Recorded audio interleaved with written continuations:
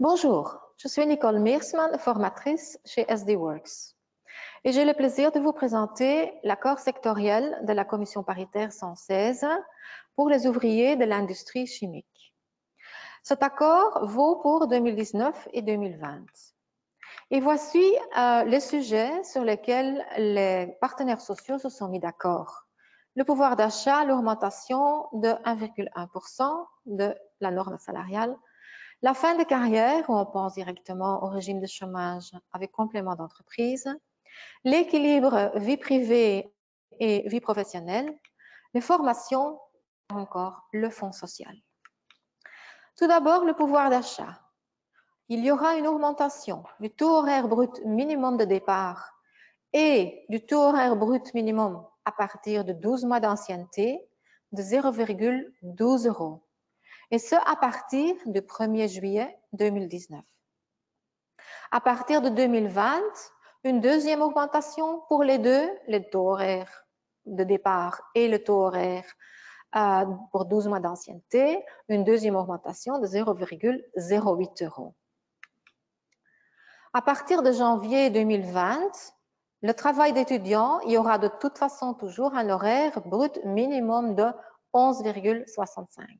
Il s'agit ici d'un horaire minimum, d'un taux horaire minimum. Et alors, à partir de juillet 2019, il y a également une augmentation de 1,1% pour prime d'équipe, pour le minimum de prime d'équipe. Alors, au niveau de l'augmentation en général, l'augmentation de la norme salariale de 1,1%, donc cette limite, les entreprises peuvent remplir cette enveloppe après négociation. Ils peuvent négocier pour voir comment ils vont faire pour donner des augmentations et de quand même respecter le 1,1%, la norme salariale.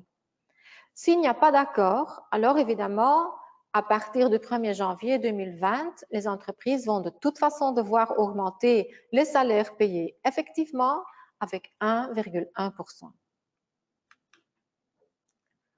Alors, au niveau fin de carrière, les partenaires sociaux se sont mis d'accord pour prolonger les régimes spécifiques de régime de chômage avec complément d'entreprise en période du 1er janvier 2019 au 30 juin 2021.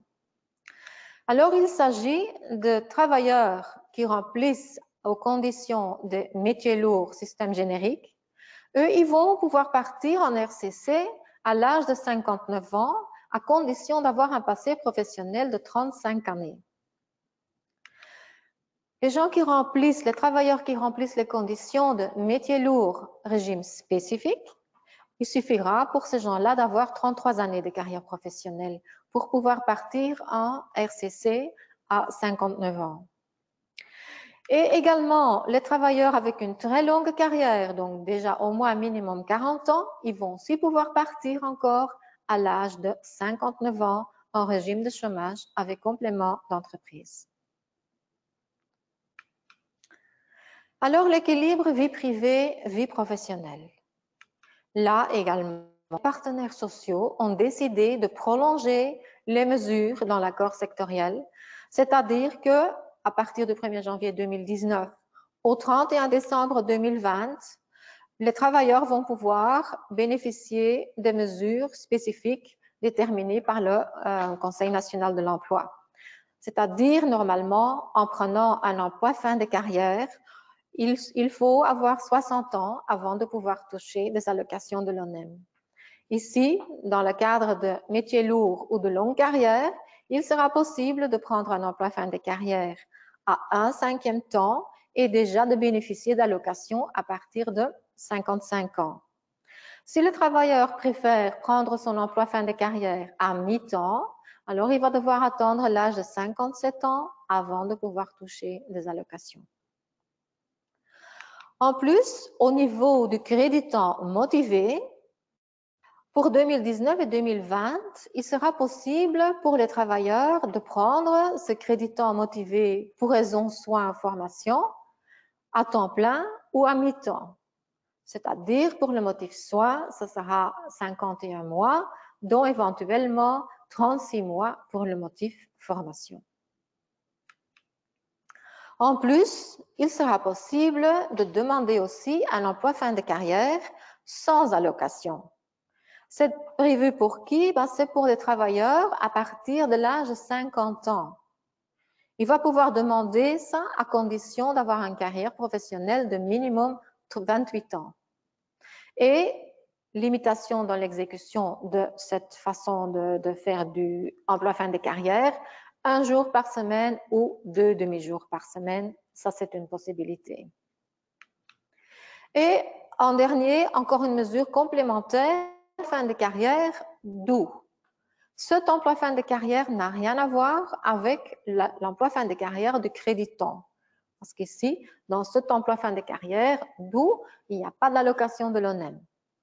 C'est destiné pour qui? Eh bien, c'est destiné aux travailleurs à partir de l'âge de 55 ans, à condition qu'il a un accord signé avec son employeur. Donc, il faut de toute façon l'accord explicite de l'employeur. Et dans cet accord, on va pouvoir déterminer quel est maintenant l'emploi fin de carrière d'où, qu'est-ce que ça représente, et ça peut être ici la transition d'un emploi de nuit ou un emploi en 3 équipes vers un régime dans l'équipe de jour. Donc, le travailleur ne travaillera plus en équipe ni la nuit, mais uniquement le jour. Il est évident qu'il y aura une perte salariale et celle-ci, elle peut entre autres être compensée par une compensation pour la prime d'équipe. Et à combien ça va s'élever cette compensation? Ça dépendra en fonction, un pourcentage, ce sera en fonction de l'ancienneté du travailleur. En ce qui concerne la formation, il est demandé de concrétiser l'objectif interprofessionnel, c'est-à-dire atteindre une moyenne de 4 jours par an par équivalent temps plein. Ce qui veut dire, pas au niveau individuel, mais dans la totalité, en moyenne, d'avoir par équivalent temps plein les 4 jours de formation par an.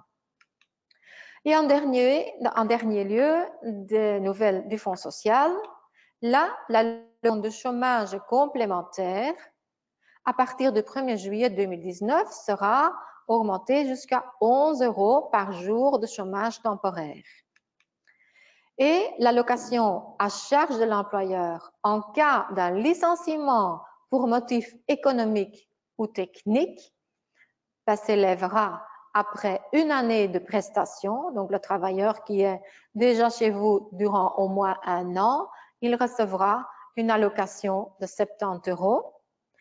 Après 2 années de prestation, ce sera 140 €.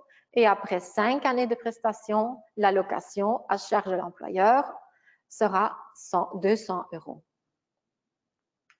Voilà les nouvelles les plus importantes de l'accord sectoriel.